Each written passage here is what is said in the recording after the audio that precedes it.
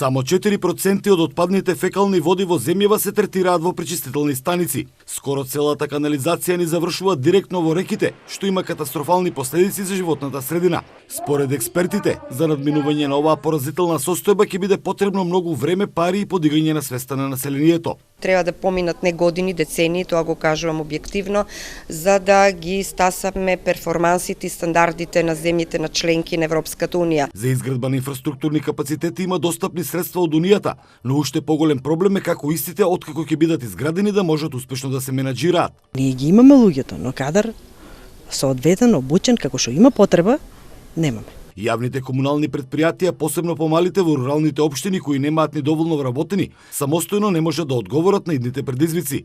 Поголемите комунални предпријатија ќе испратат своји представници во помалите и ќе ги насочат во што е идејата на Аткомин во соработка со ГИС.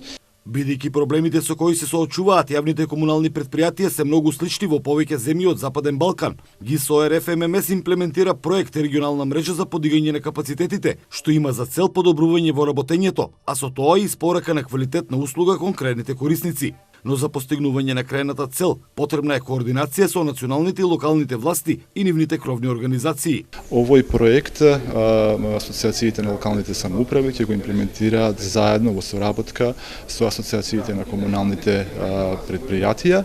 На вториот конференциски ден, покрај за собирање и третирање на отпадните води, јакнење на капацитетите за одржливи, ефикасни и достапни водни услуги, се дебатираше и за правилно управување со отпадот, како уште едно горливо прашање кое наметнува регионално решение и можноста за искористување на отпадот преку рециклирање и како извор на енергија.